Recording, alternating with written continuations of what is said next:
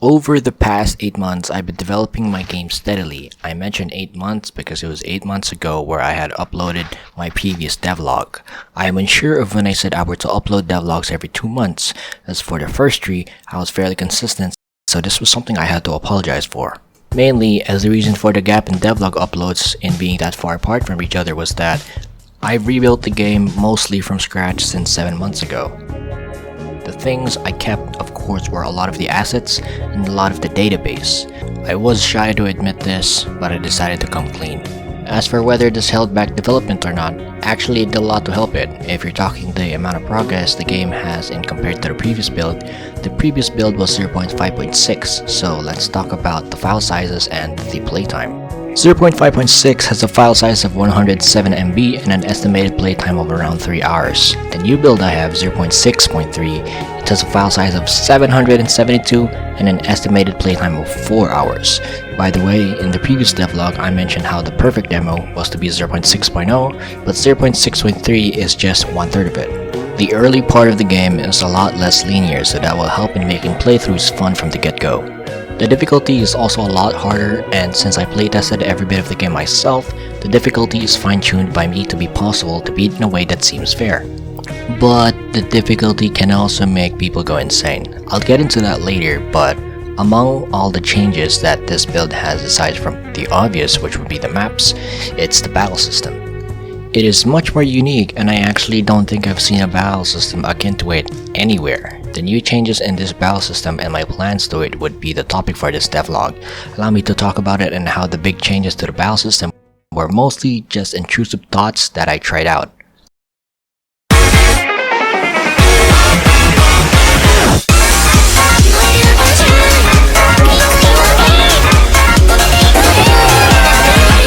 Let me give you a basic rundown of the battle system before going to how I updated it. Things are about to get pretty nerdy, considering this is a turn-based RPG, so I hope you don't mind.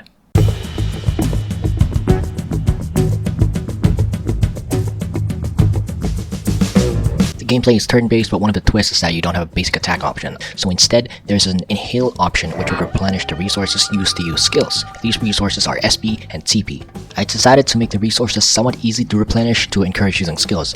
Practically, the battle system includes 2 damage types, status ailments that affect the damage types, and other status effects that are common in other turn-based RPGs like bleed, poison, stun, sleep, blind, and whatever. There's also a status ailment that makes the affected attack allies or enemies at random, which can be used to cheese certain fights. The 2 damage types are physical and special. The physical damage type has a lot of status effects that are affected by it.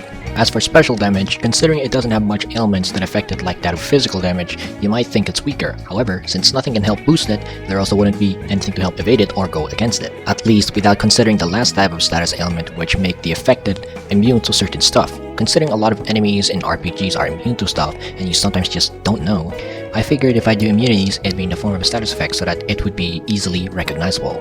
Say for example, the rubberized ailment makes you immune to physical damage and the anchored ailment makes you immune to special damage. There are other ailments that make you immune to other ailments, say for example, the focused ailment prevents you from falling asleep or being stunned. Now then, let's talk about the changes.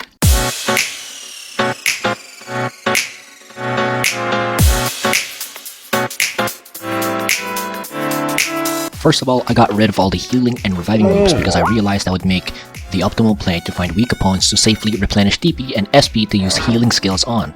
Or even the fact that you could save up a lot of money on revival items by just using some party members' reviving skills. So, what happened to the party members whose roles sort of became assigned as healers? I added a new status effect called Nirvana. It is a status effect that doubles healing effectiveness of items when a character has it. This came in as an intrusive thought, and when I put it in the game, I didn't think it'd be very good. I was wrong. It was kinda busted to the point where I had to balance the majority of the game's resources around it. Now then, let me talk about 2 new status ailments that I've added. Bulk Mutate and Act Mutate. In the build that I finished, 0.6.3, the Act Mutate skill is unlocked on party members at the end of the build's final boss, so you don't get to test it out yet. However, note that all party members will have these skills. When you bulk mutate, your max HP doubles while your damage, speed, and luck increases by 25%.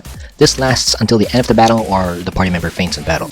But the caveat is that the player's SP skills has their SP cost increased by 15%. That 15% is small, but sometimes very critical. Every time you inhale, you recover 50 SP and 35 TP. Assuming you have 0 SP, you inhale once and you only have 50 SP. A lot of skills are 50 SP so that you can use them after 1 turn after inhaling.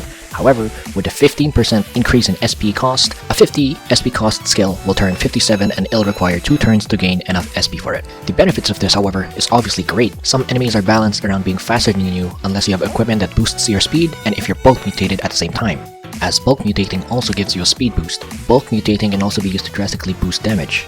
Introducing the status ailment Heated. I removed the irritated status ailment because I felt it was something too luck reliant.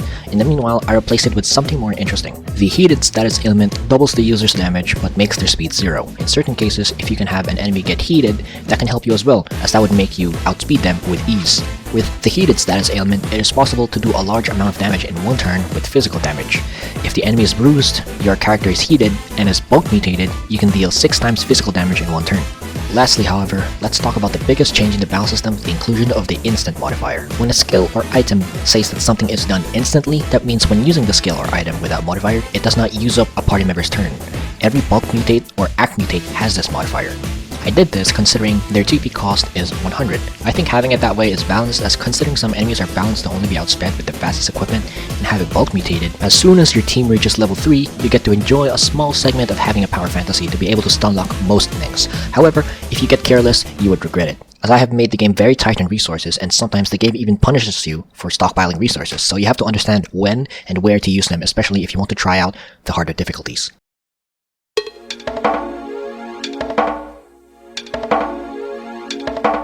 Resource management in the current build has been fine-tuned for the player to always just barely have enough resources to keep going. In the first part of the game, the player will have to be level 5 to be able to unlock further progress, and it is within this area of the game where the game opens up a lot, as the player would have to figure out and explore the area and try to safely level up to level 5. As for resource management, the value of a lot of things go up and down very quickly. You know, it's similar to the law of supply and demand in real life. So, money is tight? Yes, and how you get money is by defeating abominations known as fleshies. By killing fleshies, you can collect fleshy meat and sell it on local abattoirs for cash. You could also get money or fleshy meat through side quests.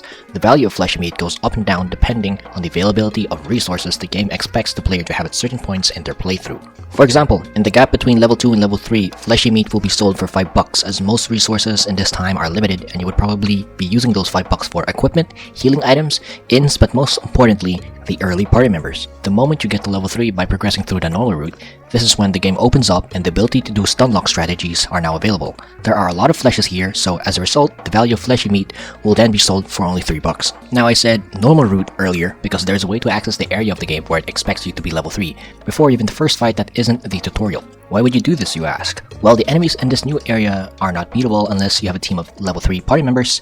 You can loot resources and buy stuff in this area that would make it easier for you to deal with the enemies at the start. You can even get a full party of 4 without even spending a single buck. I allowed these strategies to exist within the game as I wanted to make the hardest difficulty possible. You'll be shown the other end of this passage by the time the game expects you to be level 3, so for your second playthrough, if you want to, you can take advantage of this knowledge. In my game, before the start, there are difficulty modifiers that can increase the difficulty of your playthrough. Playing on max difficulty would disable inns, disable revival items, and make saving limited. Without inns and revival items, if you lose a party member in battle, there is no way of reviving them, so it's practically permadeath. The way I balance the game is around the hardest difficulty and making it possible to beat without losing a single party member, because it would be really fun to do high-skilled plays on the hard fights. Either way, after getting to level 5, an area with new enemies is unlocked for story progression, and depending on the resources that you've saved up, the difficulty of this area can be pretty insane. If you're playing with inns and don't realize that inns become suboptimal very quickly, then you wasted a lot of resources that you would have needed in this area. Those resources will be important, as once you enter this area, you cannot leave unless you beat it. Not only that, but strategies of the enemies in this area counter the optimal strategy for the previous area. That's right, it counters stun locking. It introduces enemies who can focus, so if you want to stun them, you'd have to wait out their focus element to expire or outdamage them, considering you're trying to save up healing items for the boss. The boss has multiple enemies at once, and the optimal play is to do as much damage as possible in as few turns as possible to prevent losing party members. Lastly, the final area of the build would include enemies that counter the strategies you used for the previous boss. Enemies who can rubberize, which makes them temporarily immune to physical damage. The way this area is set out is how the new unlockable party members counter the new strategies that the opponents use, so it's optimal to use one of the new unlockable party members here if you want to face the boss. This concept of newer party members being the solution to newer problems is something I'd like to expand upon, as that would encourage the player to keep on switching party members. This all relates to my plans moving forward.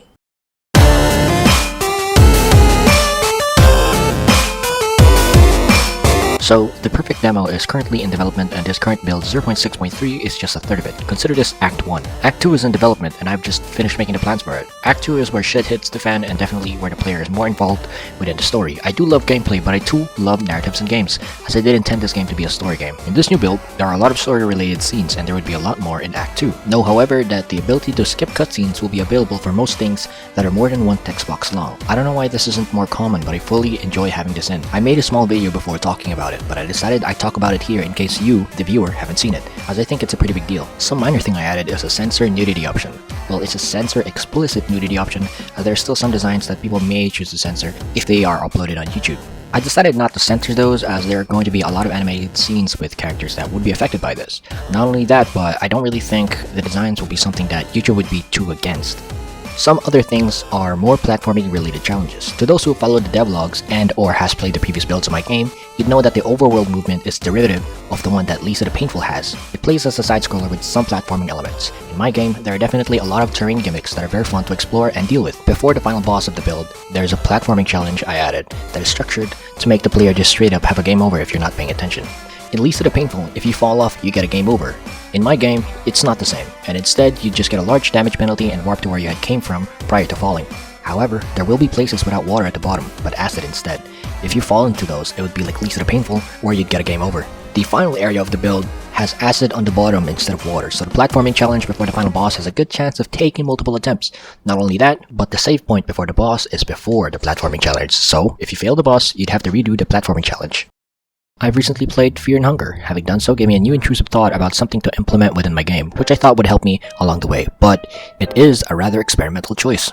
In Fear and Hunger, there is no experience, and to get stronger, you must get new party members and stronger equipment, alongside understanding how to get better at the game. The intrusive thought I had was that Act 2 will not have EXP, no leveling up, and so party members that aren't necessarily part of the main cast will be restricted to 7 moves. 6 moves are learned through leveling up. 2 of those moves are to be able to bulk mutate and act mutate.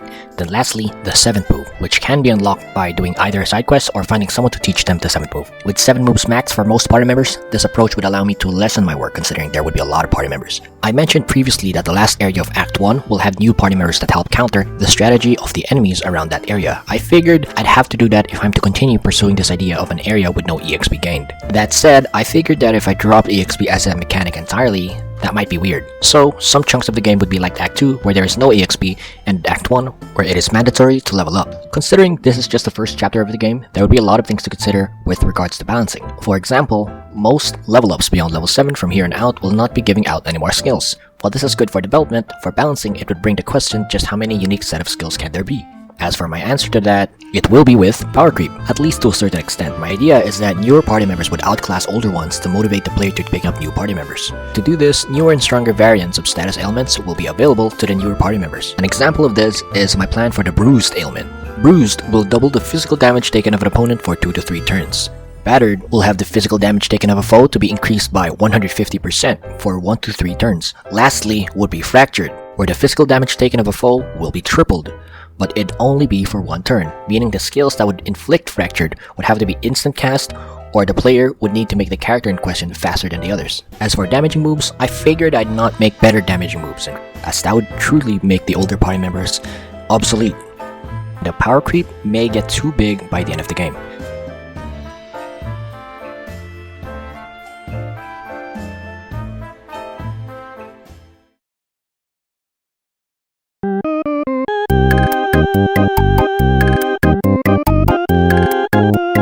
Before I close off this video, I'd like to mention the Iserfolk Archive, which is an archive of the game's previous versions on itch.io. If you're interested in checking it out to see how far I've progressed as a game developer, it's available to do so. As for my plans on putting the current build in itch.io, I figured I'd do at least 2/3 of the perfect demo, which is up to the end of Act 2. Act 2 is pretty stacked and is where shit starts to hit the fan within the story. Currently, I have 96 subscribers on this YouTube channel, and that's kind of wild for me. And so when I reach 100 subs, I'll make post-mortem video essays on my other games as some sort of 100 subscriber special. Subscribe on this channel for weekly updates on development. The updates aren't always videos, but are sometimes community posts. If you want to try out the build 0.6.3, it's free to do so within the game's Discord server, as I'd like to hear your feedback during and after your playtesting. Not keeping any promises, but I'd like to do more lengthy stuff in the channel. In the meanwhile, however, I'll keep doing what I'm doing and update you guys on development weekly, whether it be a video or a community post.